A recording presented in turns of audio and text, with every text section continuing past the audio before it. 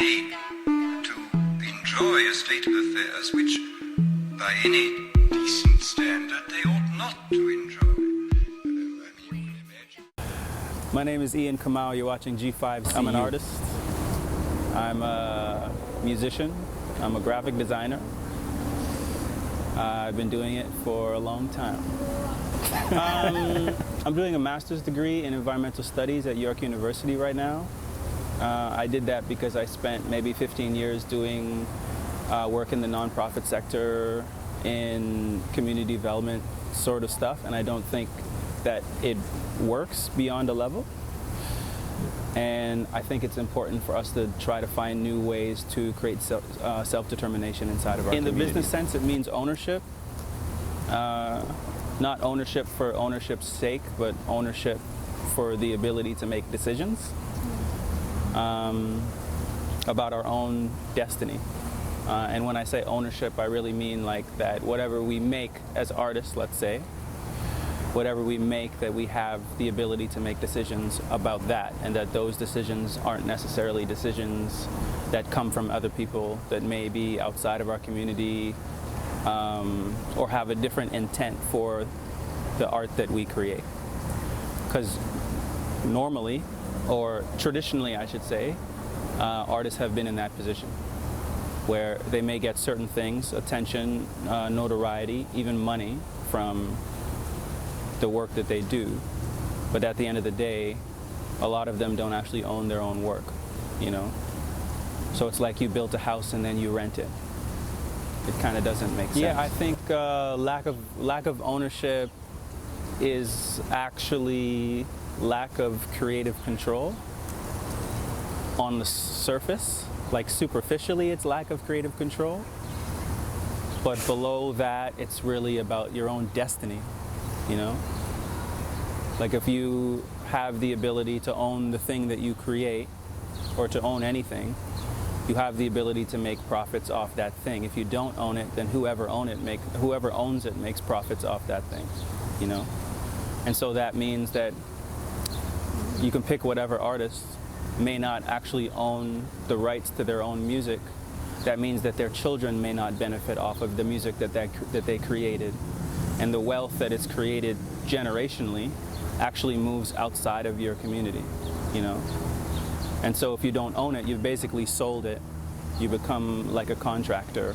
You sell the service, and then you have nothing to do with it after that point unless they come and contract you again, as opposed to being a person who's an owner, where you're actually responsible for the thing, and there is more responsibility in being an owner.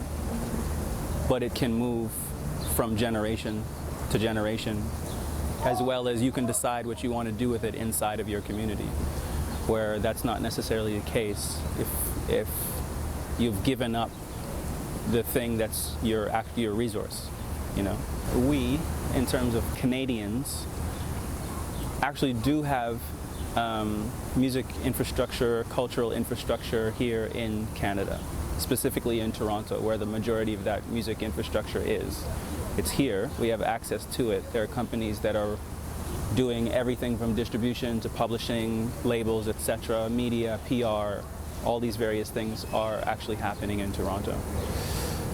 In terms of it being a sustainable business model for Black people who are 10 to 12% of the population of Toronto, don't quote me on that. In terms of that, there's not a lot of infrastructure for that particular community inside of the wider music community, you know. If you're, let's say, Ron Sexsmith or somebody, there is a tour circuit for you, there's distribution for you, there are labels that are friendly to the type of music that you do, and they'll push that in some sense, even if you don't actually end up on TV, because TV is predominantly geared towards a much younger demographic. Let's say Much Music or whatever, especially now. But there's still avenues for you to be able to make a living, you know. But a lot of the media, a lot of the venues, a lot of the things that you need in order to be an artist that falls into a certain conduit that can then move through a system, a lot of those things are here, but actually aren't necessarily there for you. you know? And so it creates a barrier, and people have a perception about black music specifically, or black music in general, I should say, but hip-hop music specifically, and they fear it in the same way that a lot of people fear black people, you know?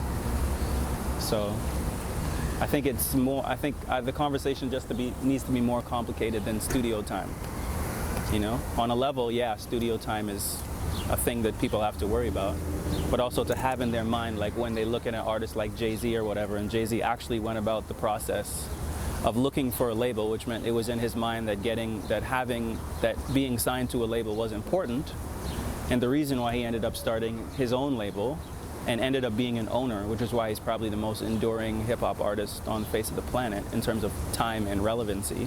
It's because he has the ability to control his own destiny. But that wasn't actually in his head at the beginning. You can see that because what he was doing was looking to be signed, looking to give away his intellectual property to some other label. And if you listen to the interviews that he does or that Dame does, they always talk about partnerships, that they started something, and then because they started something and it gained a certain level of capital and influence and that sort of thing, because that was the case, they could enter into partnerships with companies as opposed to being signed to companies in a specific way.